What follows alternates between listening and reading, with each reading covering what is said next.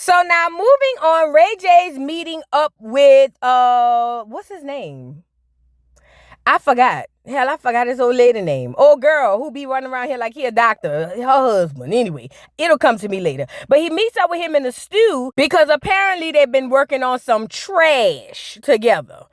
Girl, you can't make this up. They look like garbage men. But anyway, so he meets up with him because he's trying to catch up with him, see how things been going. He been hearing some things through the grapevine, and he wants to see what's going on with Lil Ray J. So Ray J starts to tell him, man, he was like, people online is lying on me, saying that I was coaching my churn and that I was hitting on Princess, but I ain't really hit Princess. I just bopped her. I ain't hit her though. And they said that I was coaching my churn and they lying. He said, at the end of the day, I was just telling my churn the truth. My truth. Not the truth. My truth. Negro, please. We were all there watching your children cry as you try to tell them what to say and what not to say. Ray J, whatever they say you did it. Only thing I'll say is I feel like Princess could, she could beat you up if she really tried and put a little heart into it and her strength. Other than that, Ray J, please go lay down, bro. You're not gonna beat those charges. You're not gonna beat those allegations because we were there. Remember you went live, duck, goose. Moving on. And you know, as he was telling his story, I was more or less like my boy right here, Dr. Love. We gonna call him that till I remember his name. I was more like Dr. Love, like, yeah, you did it. You know what I mean? Like, it just didn't make sense even when he was saying it out his mouth. And hopefully at some point, he realized that it didn't make sense and he just hushed up about it. But I know Ray J. Ray J probably he ain't even thinking like that. He just gonna go with it. So then they start talking about the Amara stuff. And old boy was like, yeah, my wife told me that Princess slapped Amara. You know what I'm saying? And he was like, yeah, man, she slapped her because I told her I smell Amara's cancanita, something like that. And he was like, well, did you really do it? He was like, well, I mean, you know, not really, but I told her that. So Dr. Love decides he wants to talk to both of them and see if they can mend their marriage. He said, because y'all done been getting divorced 12 times, bro. Y'all gonna get back together. So he decides that he wants to help them try to mend their marriage. Girl, good luck. Let them break up for once and for all. I'm tired of Ray J. I'm tired of Princess. I'm tired of them on Love and Hip Hop. I'm just tired.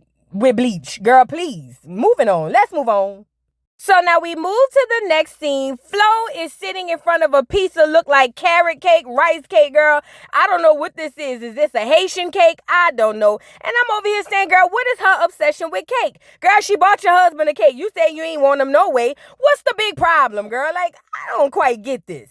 But anyways, she's waiting for her family to get there because she wants them to try the cake. So they sit down and she was like, hello, mother, sister, husband, have some cake. I bought cake for you guys. And they went to chopping down. Couldn't have been me. Girl, I don't like the way you offered it. I feel like you did something to it. So they start eating the cake and Flo wants to know how the cake tastes. And everybody was like, oh, the cake is really good, girl. I'm talking about eating down to the ground. And then Flo starts to talk about how she felt like nobody around her have her back. She said, Marlene, you keep sleeping with everybody that got legs and I'm tired of you. And he was like, wait, huh? What you mean? She was like, yeah, every time I turn around, you sleeping with somebody else. You was over there sleeping with Amara. You was over there sleeping with everybody and their mama. He was like, I didn't sleep with Amara, first of all. Second of all, I don't sleep with everybody, just somebody's. So then she was like, I don't want to hear it. I don't want to hear it. Then she moved to her mama. And she said, and you, mama, you supposed to be my support system. I'm your child. She said, but you around here eating Dominican cakes and all of that when the girl come dropping off cake. And I don't too particularly appreciate that because you my mama. And look at her mama. Flo. First of all, you know I like cake. You know that I like cake, okay? It's not that big of a deal. You got me a cake right here. I'm still eating the same cake. So, Flo, do not do that to me, okay? Please, don't do that. And look at Gaelle. Well, you know, I've always loved me a good slice. You know what I'm saying? Girl, Gaelle is just so funny. I don't know why. Even when she not trying to be funny, she's just funny. But nevertheless, Flo is going off on Gaelle, her mama, and her husband because she feel like they don't have her back. And you know, honestly, I can see why she feel like that because she said, you know, they supposed to believe in her. She said, and if they don't believe in her, who will? I said, girl, nobody. Not even your churn. Girl, you don't believe in you. Like, duh. But anyway, she was over there yelling at all of them, feeling like that they they all a problem, and she's ready to move on. Now, she went to yelling at her mama, and her mama was about to get her together. See, it looked like the mama wanted to give her 5 on the backhand side, if you know what I mean, because the mama was like, first of all, who you yelling at? Well, she ain't say it like that. You know, a black American mama would have better. You know what I'm saying? Maybe them Haitians mamas a little different or whatever, but the mama was like, Flo, you do not disrespect me, Flo. Flo, not me, not your mother. And look at Marlene. Oh, Flo, you can't do that to your mom. Flo, you need to show some respect. That's your mom. And Flo, I don't care, Marlene, because I'm sick of this. I'm sick of all of you, especially you, Marlene. You sleep with everybody that I know, Marlene. Everybody but me. So she jumps up and she was like, I'm tired of this. I'm done with this family. I have someone who loves me now, and his name is Alan. And look at Marlene. Alan? That really makes Marlon mad because he was really trying to put in the work to get his wife back. But he said, you know what? He tired of it. He said she can go have Alan, but he don't believe Alan really love her. He said, but at this point, Flo just being disrespectful, and that's all that matters about that. And let me say this. He's absolutely right. She doesn't understand why she's over there caping for Alan. He don't really like her. He just like smashing. But she'll figure that out sooner or later, child. Let's move on. So now moving on to the next scene, here comes Amara, little dummy. She got a bush in her head and a bush in the girl's head. And I don't too particularly like it because I feel like she picked out the extra nappy bush after her and Flo got into it. But anyway, she down there to get the keys to the city and whatnot. Girl, talking about, hey, hello, Mira. I wanted to say, thank you for giving me the keys to the city. And I've always represented for the Afro-Latinas. And I try to represent for my girls because I have girls and we have nappy bushes. So yeah, thank you so much for giving me the keys to the city. I really, really appreciate every one of you. And look at the baby. Don't know a lick of English. Girl, say habla español, baby. Girl, that's a shame. Girl, calm them churn here. They ain't had to come out here with the bush too now. Bad enough you puts it on and off. Put some borets and balls in them churn here, girl. Leave them damn churn out of your mess. This is a shame. Insanitary. But anyway, she sits down with Estelita because Estelita came to support. And she was telling Estelita about the whole situation, you know, that went down with Flo and how Flo was being really colorist and all that stuff and how she really do this type of work in the streets. And that's why she got the key to the city. And Estelita was like, girl, yes, I know. And you are Afro-Latina. I be saying I'm Afro-Latina, but I may or may not be. But you always represent for the Latinas. And yes, thank you so much. I'm from Panama. So thank you. I guess I qualify to sit in on this key to the city or something like that. I don't know. But anyway, long story short, so they get the dishing. And basically, what's her name? Estelita tells Amara that she don't too particularly appreciate her hanging out with Shay. She was like, because, you know, after the thing Shay did to me and said about me, like, I really thought you would be a better friend. But Amara was like, no, Flo, you don't understand. Shay and I are not friends. We were just trying to be cordial. But at the end of the day, you're my really friend. You're my real friend. Like, I don't want you to think that I'm choosing her over you. I just wanted to make things cordial between me and Shay because we have so much history together. Like, so I had to make things, like, really good. And no, I don't appreciate the things that she said about you. And I'm going to talk to her one day. Do you think you can talk to her one day? I think that you guys can sit down and have a little lunch, maybe an empanada or something. You can do it. And Estelita was like, no, I'm not sitting down with her. Are you dumb? Is a pig a poke? Hell yeah, she dumb. But anyway, Amara asked Estelita if she was going to come to Eliza's foreign event and what's going on between her and Eliza, okay? So now, Estelita was like, no, she feel like that she had the idea of foreign first, and then Eliza came behind her and tried to do the foreign lashes. Eliza doing foreign castor oil. Girl, I couldn't believe when she said she bottling up castor oil, putting it on people, tell people put it on their feet and all of that. Girl, I wish y'all would. But anyway, back to the thing. Estelita said she would not be attending over her dead body. She said, and at the end of the day, Eliza just stole her products, or not her product, but her line idea when she shared it to him. Both of y'all saying the same thing, but I mean, it's not that big of a deal. At this point, I'm getting a headache under my bush. like Amara. Like, girl, it's like 1,000 foreigns this, foreign that. Like, it's gonna be cool. Like, it's not that deep. But, you know, Eliza and Estelita got their beef, and I think that's just gonna be that. And at this point, I don't even want them heifers to be friends. Let's move on. So now, girl... So tell me why Gaelle done went around there and met up with Fabian, but she didn't tell him where they was going. He probably thinking he about to get a little quickie. You know what I'm saying? Whole time he don't even know she's walking him straight to the pits of hell. Do you hear me? So she was like, hey, how you doing? And he was like, hey, how you doing? Or whatever the case may be. And they getting to walk in, and she's talking about how her and Fabian have like a little chemistry or whatever the case may be. And that's her little boo thing or whatever the case may be. Now this boy thinking he was coming to get him a little cooch. And you about to give him that other kind of cooch. And he have no idea. Poor little tink tink. So she's walking him in, and he's like, where we going? And she was just like, oh, just come follow me. It's a surprise. It's going to be something you're really going to enjoy. And he has no idea as she leads him to damnation. This is funny. So soon as they come in, look at the mambo jumbo. She's sitting up there talking about, hello, come on in. Girl over there cooking up chicken noodle soup with a towel or something, stirring it up in a pot. Girl, let me tell you something. I would have left up out of there. And I would have slapped Flo, Gaelle, whatever her name is, in the back of the head. Have you lost your mind? They got bones and stuff all around this heifer. And look at Fabian. Fabian getting nervous. Now, he laughing and smiling, but he nervous. You know, a lot of people don't really dibble and dabble in that type of stuff, especially the Haitian type. No shade, no tea. Y'all know what the rumors is and what everybody be saying they be doing. So don't go there. Don't act like this the first time y'all heard it or whatever the case may be. So Fabian was like, oh, hell no. Fabian looked at her and was like, ring de la badada shana sera dante. A champagne sasha. Come sing for them, baby. He said, what you mean you're doing here? You got me here, me Rastafarian. Me no believe in none of this. Me no believe in believe in the Most High. Me Rastafarian. That's it. Me Rastafarian. She was like, but no, it's gonna be great. You should stay. And he told her, hell no. He said, no shade to the mambo jumbo lady, but I got to get up out of here. He said, you trying to get me caught up and jacked up.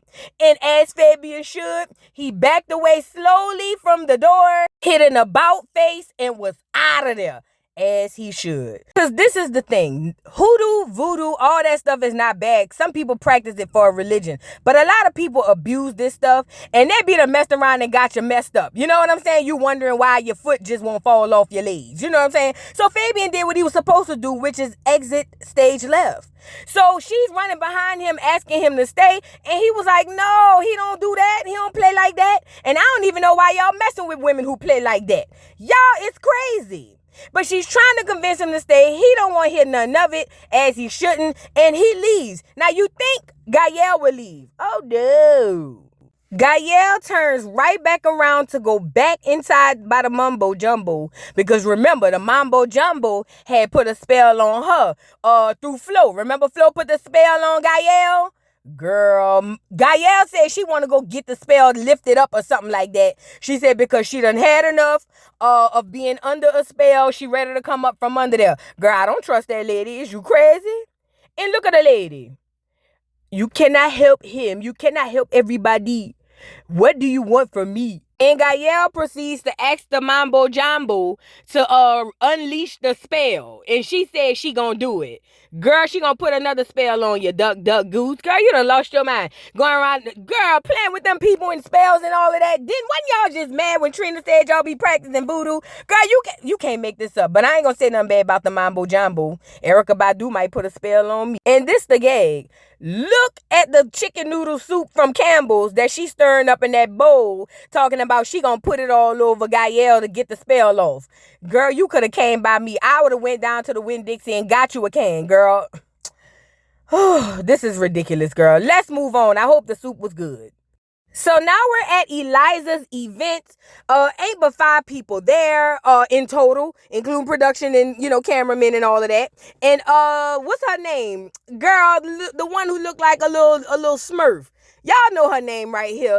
Anyway, she over there to support or whatever, because, you know, they all used to be sluts together down at the strip club. So they over there, you know, giving each other a little helping hand since they realized they didn't have to be whores for the rest of their lives. Shout out to the girls. So anyway, Miami Tip asked her, what's been going on with the business and all that stuff. Zoe arrives to the party, but don't worry, you're not late, because literally nobody's there. And what's the girl? Eliza goes on to say that basically it was her idea first. I'm so tired of both of these girls. Foreign. And you over there selling castor oil. Eliza. Talking about you could put it on your hands, you could put it in your hair, you could put it on your feet, and you say it's Haitian castor oil after we just seen the chicken noodle soup we just seen? Hell, I forgot Zoe was a damn Haitian too. She might like the castor oil, but for us Negroes, we don't want no Haitian castor oil, girl, we scared. But nonetheless, the back and forth on who created the foreign name first is really redundant at this point. And literally, if you can't get people at your little launch party, girl, who gonna buy your album? I mean, your Castor Earl, you know?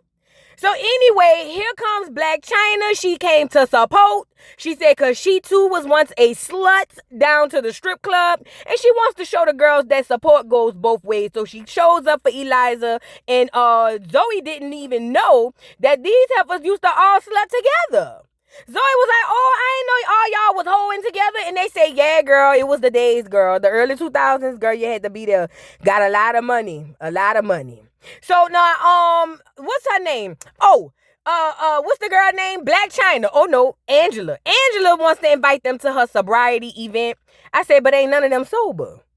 But Angela turns around and was like, listen, I'm having an event. It's been 2 years sober. Congratulations to Ange. She said, but she would like to invite the girls down to her sober event. She think that it'll be dope if they came and support, like she be supporting and all that stuff. And the girls decided they would love to be there. They would love to be there. So that was good for them. So now look at Miami Tip. So girl, is your child coming? Because you know the word on the street is you ain't seen your child since your child seen you. Have you talked to her? Do you deal with her? Do you call her, check on her? They say you ain't seen the grandbaby. Have your child reached out? Have you talked to your child? Have you seen or laid eyes on the grandbaby? Miami Tip had all the questions that I really wanted to know, so I'm not really mad at this. But she said she has been talking to her child. She said and her child said she was going to come, and she hopes that her child does. And before she could even finish her sentence, here comes the daughter with her grandbaby. And Eliza is so excited because I believe that Eliza really didn't think her daughter was going to come. And honestly, I understand if what they're saying is true about Eliza not seeing her grandbaby and all that stuff. I know she didn't go up there to the NICU. So I understand why the daughter stayed clear away from her. She must have paid her. She must have gave her a couple of dollars or something.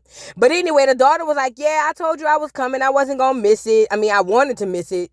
I really did want to miss it. But the people had talked to me and told me that they was going to give me an extra check. So I brought the grandbaby over and came and seen y'all, whatever the case may be. Ain't nobody going to buy this Castor Earl, but either way, I'm here, me and the grandbaby. And this is all Eliza really wanted, to play like she was really concerned and a mother. So anyways, Eliza gets up in front of the 6 people that was invited. No, it was 3 invited. Another 3 she had to pull from production. But she gets up in front of them and was like, listen, you know, I'm a scorned woman. I used to be a slut, but now I'm selling Castor Earl, and everybody in here could do it too. She said, I'm a mother. Well, I'm sort of like a donor, but I try to be a mother, and I want my daughter to forgive me because I too am imperfect and I be trying. You know what I'm saying? So forgive your mama. I'm really trying. And then the daughter came up there and gave her a hug and was like, oh, mommy. Oh, mommy, I forgive you. No, she don't. She really don't, because Eliza, you the type of girl, as soon as the hug finish, you back to the same old. Girl, bye. It's just sad because hopefully your daughter don't repeat this generational curse that you done passed down to her. Hopefully she don't repeat that with her child. That's how you fix that. You just don't repeat the generational curses. Now let's move on. So now we move to the next scene. Princess goes to meet up. It's supposed to be Princess and Ray J, and they going to meet up with Dr. Love and his wife. Why I can't remember that lady's name? It's going to come to me, I promise you. But anyway, they supposed to be talking about the couple situation, but when Princess arrives, she realizes it's really just her and Brooke, that's the girl name, girl. I'm my head be gone sometimes. I'm sorry, too many shoes. So anyway, Brooke got into the confessional and Brooke was like, I invited her here before the guys got here because I wanted to touch bases with her to see about this slap with Amara. Also to ask her if Ray J really was sniffing on Amara's cooch. Cause she really wanted clarity on that so they could know how the conversation gonna go. So they sit down and Princess was like, "Ho, is you cool?"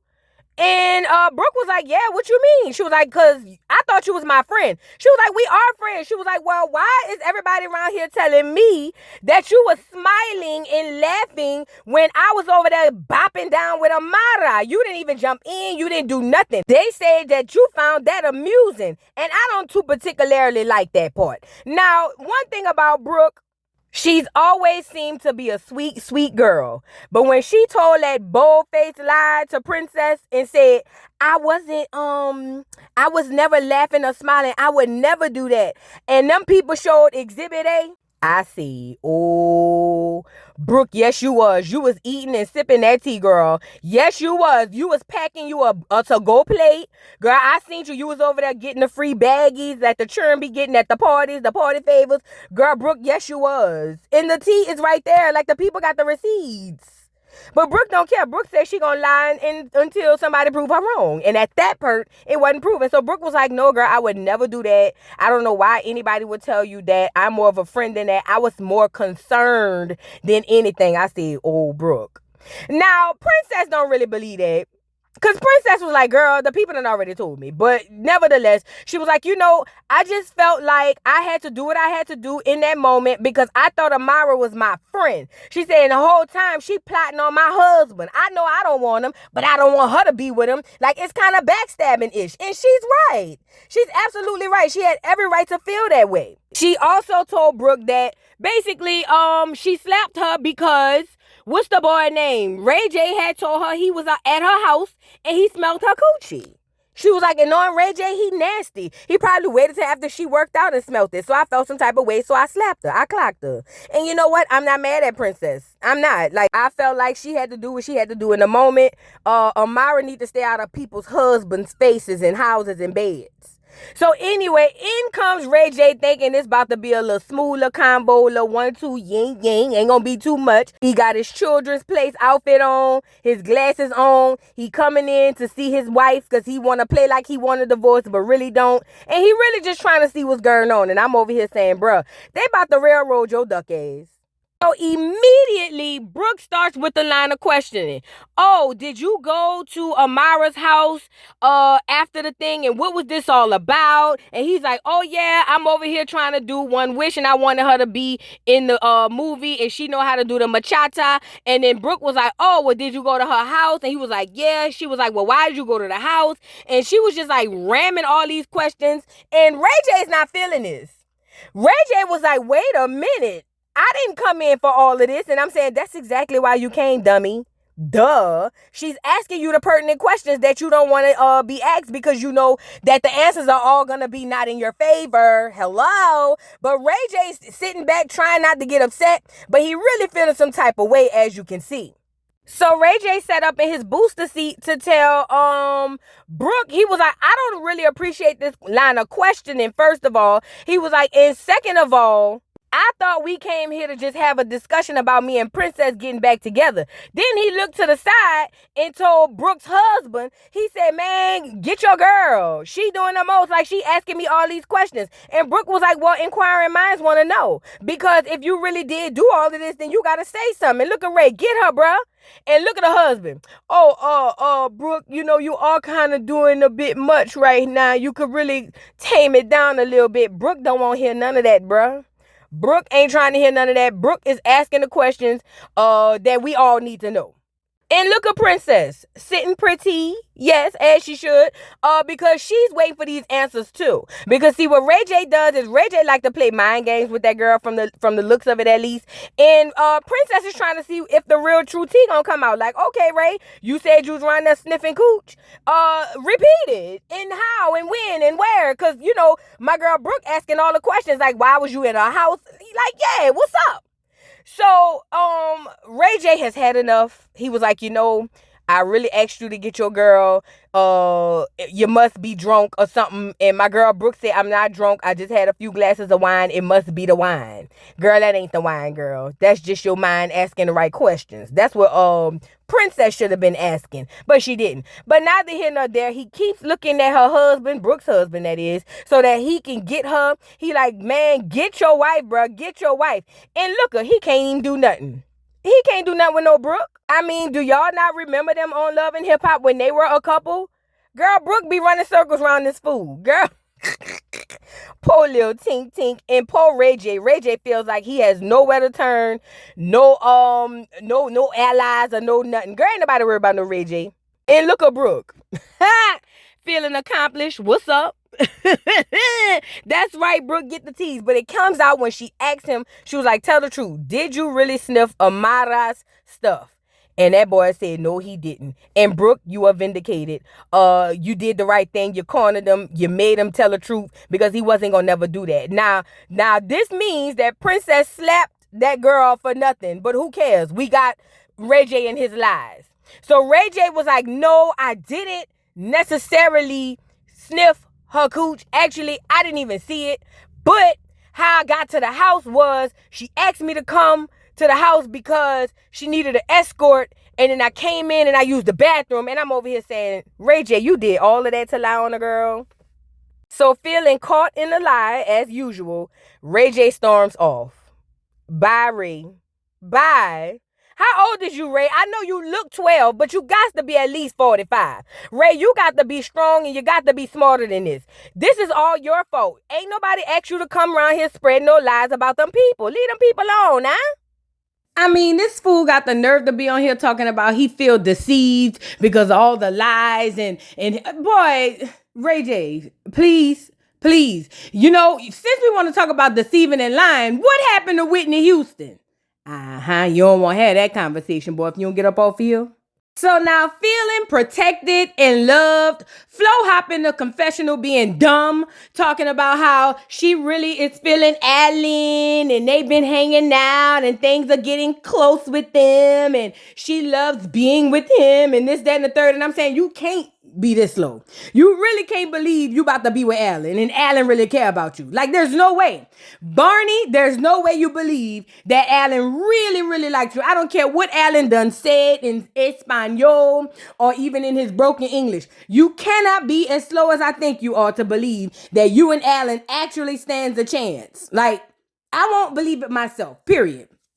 So boom, Alan pulls up and she was like, oh, hey, Alan. I miss you. I'm so happy to see you. How are you enjoying Miami? And he was like, I'm doing well in Miami. And I'm saying, Lord have mercy. Get him back on the plane. Get him back on the plane, ASAP Rocky.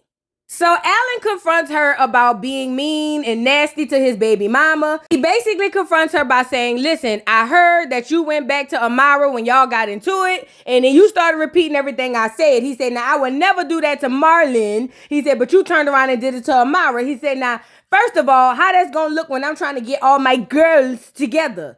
Now I ain't going to be able to do that. He was like, and then on top of that, it's just messed up that you would go back and say what I told you. Like, that's just kind of messed up. Now, this girl don't see where she did nothing wrong. She really don't. And I think that's the problem because she thinks everybody is as slow as she. And that just don't go like that. Then he confronted her on calling Amara a bitch. He was like, why did you call my baby mama a bitch? I think that was messed up. I might feel like that too. But still, why would you do that, and make it hard for me and my baby mama? And look at Flo.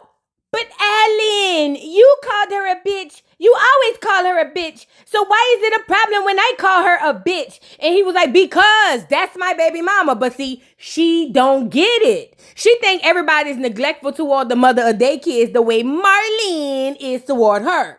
And on top of that, he really trying to have a bond with his kids. And he know Amara snatched them two little girls up out of his arms as fast as he could say, yo quiero Taco Bell. So he not trying to chance it. But Flo don't understand because allegedly they say she don't never be with her children.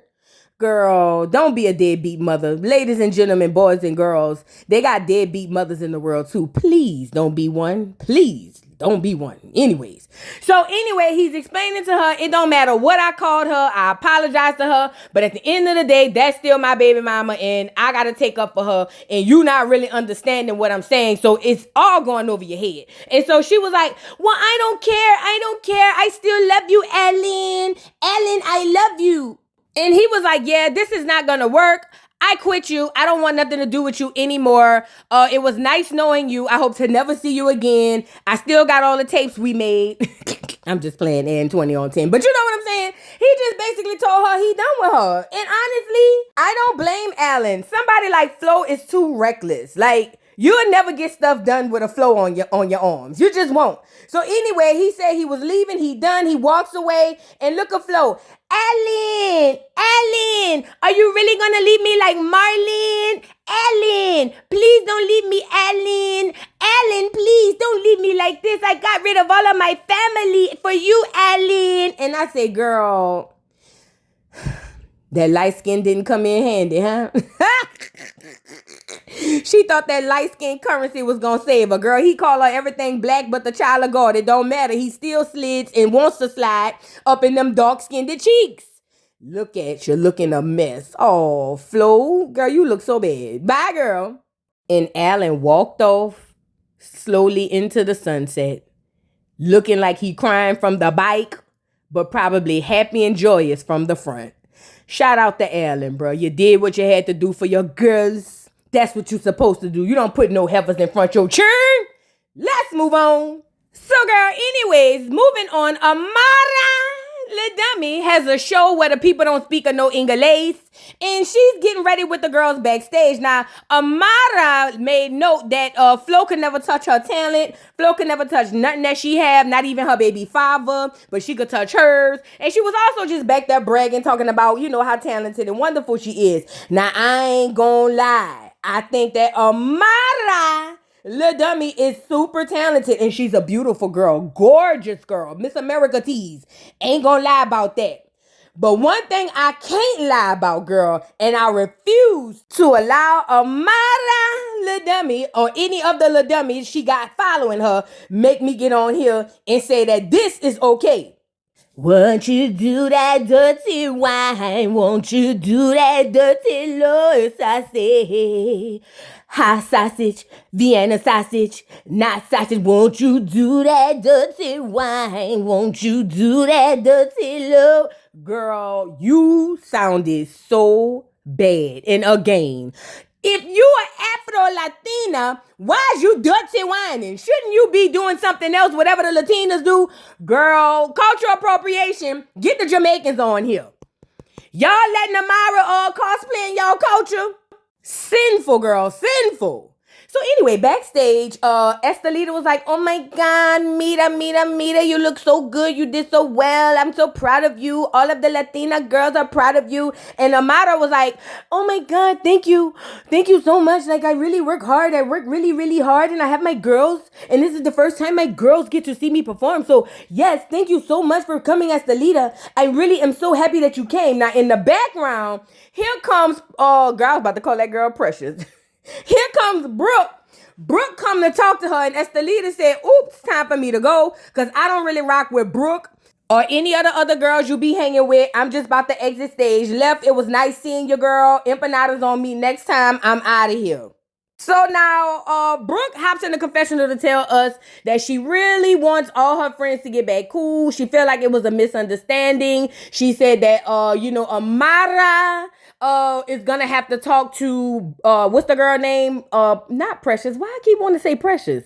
Girl, she's gonna have to talk to Princess at some point. And she's coming there to see if she's up for it and also get clarification on what had happened down at your house with Ray J. So now immediately as they have a seat, Brooke was like, girl, I heard Princess bat the piss out you. But nevertheless, girl, what's going on? Was Ray J really at your house? And what's the girl name? What's that girl name, girl? Amara the dummy was like, Mira. Yes, he came to my house, but it wasn't like what you're thinking. So why are you asking? And so she was like, cause girl, Ray J had went and told Princess, that he was over there sniffing your crotch. She also said she wanted to know why he was even there in the first place, because none of this is really making sense. So here come Amara. Well, I don't know what you mean. Like, I can tell you what happened, and it's not what you think. So, like, he came to my house, but it was only because my mom, she said she couldn't handle the girls, and she was alone by herself. I didn't have anybody to help her, so I went home with the girls, and I told him he can come home with me because he just really needed to talk in Machata. So when he came home with the girls, it was me, him, and the girls. So he never sniffed nothing. He never sniffed nothing on me, mommy. He never sniffed nothing on me. It was all a lie. I don't know why he's saying that to you and Princess, but that is not true. And so now this brings a bunch of clarity to everybody, because she done got bad up for nothing. Well, really, it's kind of like batting her forward, because, you know, somebody in the past who husband she done stole probably wanted to smack her up. But anyway, Brooke lets her know that she spoke to Princess, and Princess knows that they gotta run into each other at some point. They say two mountains will never meet, but two people will. So she was asking Amara if she was up for sitting down with Princess, and Amara was like, yeah, I sit down with her, you know what I'm saying? I mean, I got a little hands on me, so I sit down with her, whatever the case may be. And that was that. So she invited her to Angela's sobriety party, and I guess Amara gonna be her +1. Girl, boring party, girl, sobriety, girl, bring me to the liquor. Anyways, so she invited her and they agreed to talk, and that was that on that. Now let's move on. So now it's the day of Angela's sobriety party. She's greeting all her guests. It's a bunch of old AA people, and everybody looks like they having a grand time. And I'm proud of Angela. Shout out to Angela. Don't think I forgot about what you allegedly did to that girl in that hotel. Remember they came knocking on that door to look for that little girl? Oh yeah, I ain't forgot. That's probably why you went cold turkey. Moving on. So anyway, Bobby likes getting the confessional, girl, talking about how he can't forgive Trina and her husband for pouring cold water on him, but he is gonna come down and support Black China for being sober, girl. Anyways. Now, Brooke hopped in the confessional to tell us that she's a bit nervous because she know these girls like to windmill. She was like, but at the end of the day, she want her friends to be back cohesive. She want them all to be cool. And she feel like this is worth the conversation because it was just a big misunderstanding. And I agree, but Amara needed it to get slapped. Like, I'm not going to take the slap back. I want the slap to continue to move forward. If they're going to have a friendship, cool. But the slap got to stay. The slap, like the name, got to stay home. So now Princess walks in, Black China greets her, and Princess sees Amara the dummy and Brooke over there on the side, and she see him out her side eye, but she keeping her head on a swivel in case she gotta bat somebody. Now she already said when she came in, she really still mad with Brooke too, because they say Brooke was over there smiling and laughing and kikiing when she was over there windmilling for her life. She said, but at the end of the day, she ain't gonna keep her eyes off the prize and all these heifers. And so now over there, why did you put this on, Brooke? Brooke, take them people head off, girl. You look a mess. But anyway, Brooke was over there talking to Amara, and she was like, are you up for talking to her? And Amara was like, Mina, I see her sitting over there. Like, I really do see her. And I feel like I need to get up and do something because I'm not afraid. Like, I've had fights in the Dominican Republic all the time. So I'm not afraid of her. I just know that we have to rip the Band-Aid. So I'm ready to rip the Band-Aid. But I keep looking at her. She looks weird. And look at Princess looking like I wish a bitch would. Like she from the I wish a bitch would tribe. Go ahead on, Princess. Keep them helpers in line. You hear me? But Princess see them over there. And she just like, yeah, I'm waiting for one of them to come over here and say woot the wham wham. So I could bop bop bop bop bop. You know what I'm saying? As you should. As you should, Princess. You don't trust nobody around here in these Miami streets. Girl, in none of these streets, to be completely honest. But nevertheless, Princess sees Amara the dummy walking over, and when she finally got over there, they sat down to have the conversation, and all of a sudden, it was just like, Princess, and she was like, Amara, and that was the end of the episode, so we'll see how the conversation go next week, girl. What y'all think? I mean, it was decent. I mean, I give it like a B, maybe B minus-ish. I don't know. But drop down in the comments. I'm curious to see y'all reaction to this episode. Don't forget to like, subscribe, hit the notification bell. Follow me on all of the platforms, my love. And I'll see y'all later. Bye. Mr. Carroll, how you give the voodoo doll time to talk? I don't get no fucking time to talk. Who the voodoo doll is? The nigga you just had up here.